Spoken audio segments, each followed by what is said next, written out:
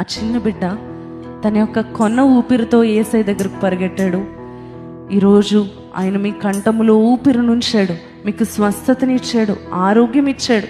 దీనితోనే యేసయ్య దగ్గరకు పరిగెత్తండి. ఆయన మీకోసం వచ్చాడు.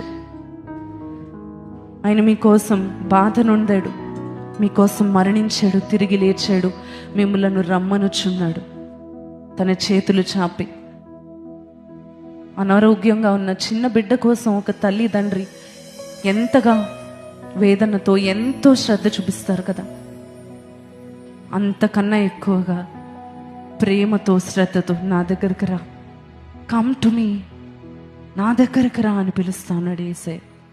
ఆయన చేతికి మనం సమర్పించుకుంటూ మన విశ్వాసమును కనపరుద్దామా? అన్నీ కూడా మన దగ్గర నుండి తీసుకోబడినప్పుడు మన దగ్గర మిగిలేది ఒకటే, Yesayya. All we have is him. ఆయన మనతో ఉన్నాడు. అందుకే విశ్వాసం ఉంచాల్సింది. మీకున్న ధనం మీదో, మీకు ఎవరో ఇన్ఫ్లుయెన్స్ ఉంటారు కదా, ఎప్పుడు కాంటాక్ట్ చేస్తూ ఉంటారు కదా, వాళ్ళ మీదో, వైద్యుల మీదో, మీ లాకర్లో ఉన్న బంగారం మీదో, మీ చుట్టూ ఉన్న మనుషుల మీదో, మీకున్న బంధువుల మీదో కాదు, కానీ అందరూ విడిచిపెట్టినా సరే మీతో ఉండే యేసయ్య మీద మీ విశ్వాసం ఉంచండి.